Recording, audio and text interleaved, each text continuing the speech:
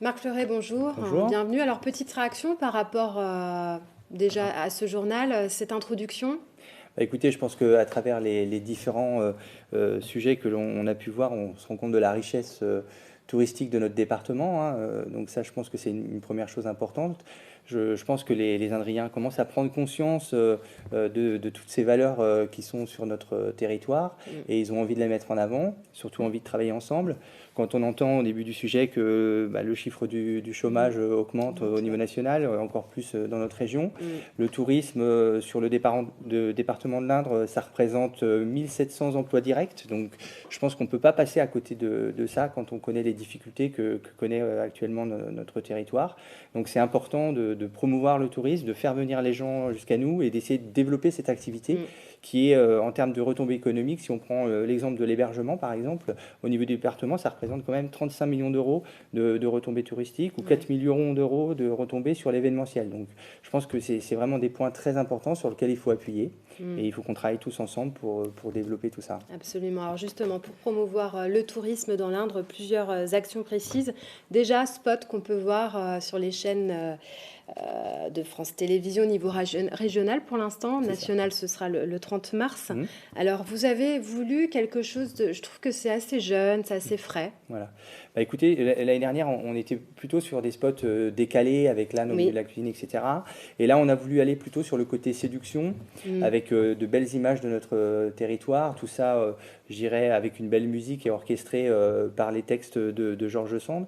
Donc, on est plus sur le côté séduction, hein. C'est des jeunes qui reviennent dans la campagne de leur enfance et qui retrouvent des émotions qu'ils avaient perdues et qu'ils retrouvent en revenant sur le territoire. On regarde ça en images ? Très bien, oui. Merci. Je trouve enfin un petit peu de temps pour t'écrire. J'ai retrouvé les paysages, les maisons de mes souvenirs, et surtout Alice et Alex. L'idée du bonheur est là, dans l'air de notre campagne. Quelques lignes empruntées pour porter mon invitation. Rejoins-nous. Voilà, l'objectif, hein, c'est vraiment de faire du Berry une destination de campagne de référence. Exactement. Dans le domaine de la campagne, c'est vrai que pour les destinations touristiques campagne, il y a beaucoup de concurrence, c'est évident, hein. Sur le territoire français, il y a beaucoup de territoires avec de la campagne. Sauf que dans l'Indre, on a quand même un atout qui est fort, c'est qu'on a à peu près tous les types de campagnes de l'Hexagone regroupés sur un département. Donc ça, c'est ce qui fait notre force. Donc on va le mettre en avant, parce qu'il faut qu'on soit fier de ça. Et puis en plus, c'est quelque chose qui est quand même à la mode, cet esprit campagne. Donc ce spot publicitaire va être diffusé en amont d'émissions à grande écoute, hein, comme par exemple les carnets de Julie ou les Racinés des ailes. Donc ce qui va permettre, généralement les gens qui vont regarder ces émissions-là sont intéressés par les voyages, etc. Absolument. Donc ça peut les faire venir. Toute cette campagne télévisuelle va être accompagnée bien sûr d'une forte campagne, je dirais, sur le web, hein, très importante. Oui, ça vous allez mettre l'accent dessus. On a une campagne, ce qu'on appelle le pré-roll, c'est tous les petits clips que vous avez lorsque vous allez regarder les émissions sur France Plus, de rediffusion, etc. Ou quand vous allez sur certains sites internet, voilà. Donc on aura cette partie qui va être développée, notre site internet, hein, avec notamment un blog, Ma campagne a du style, où on a pas mal d'informations avec des articles décalés. Le dernier en date qui a bien marché, c'était 10 bonnes raisons de ne pas venir en Berry. Donc c'est vrai que les gens aiment bien ça.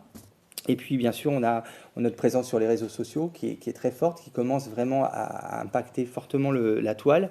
On a 20 000 fans sur Facebook, 2000 followers sur Twitter, donc ça c'est des choses importantes.